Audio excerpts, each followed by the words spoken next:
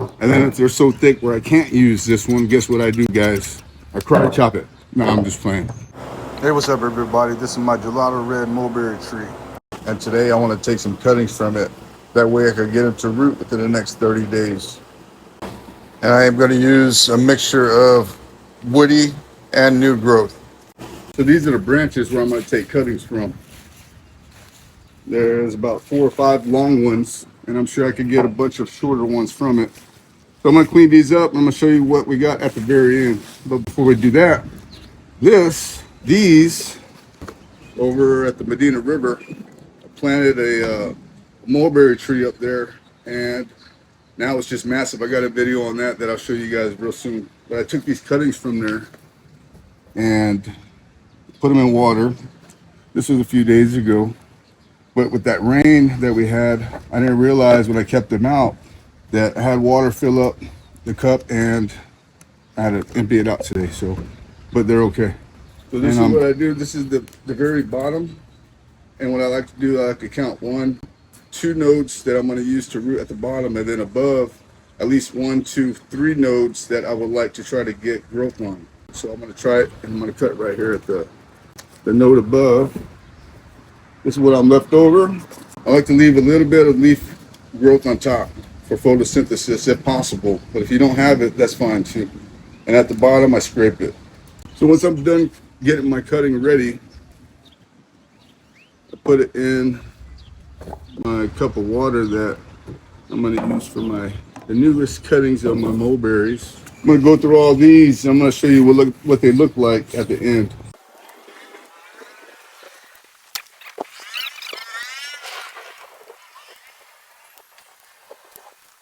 Another thing I wanted to mention are pruner use, right? There are different types of pruners. I'm not telling you which one you guys should use or not, but in my experience, I always keep a couple on hand that are different. So you can see the difference in shape, right? They're both about the same size. They're both sharp as hell. But these I use for thicker branches, for those real thick, real woody branches where I need to really get through, right? These right here will not go through a real woody, thick branch, unlike this right here. These are good for the thinner branches, right? So, say for instance, I didn't want to rip that leaf off, and I wanted to kind of get in between, kind of close to where the node is at, right? These right here work really good for that, right? So if I want to clip close to the node, I could do that. I have more control at the end with this. But with these, you see the curved action on that?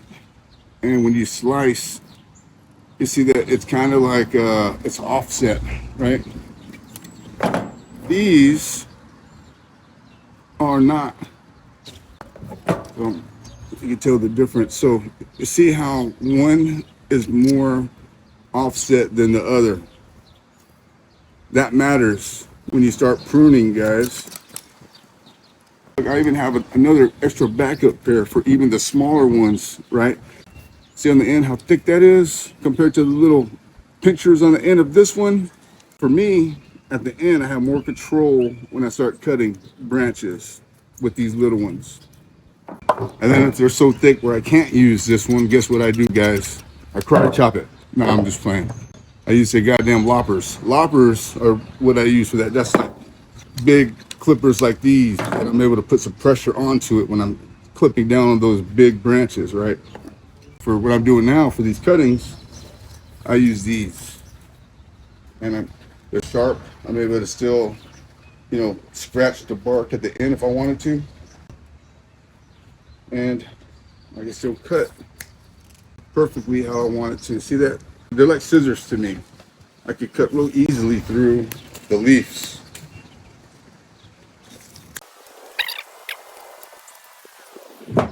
And one more thing, unlike the tomatoes that I was pruning yesterday and cleaning up the roots and the top portion, all that vegetation is really good to be converted into compost, right? Dead stuff like that, there's nothing poisonous or bad about those leaves or woody tissue that I cut off of those tomatoes yesterday.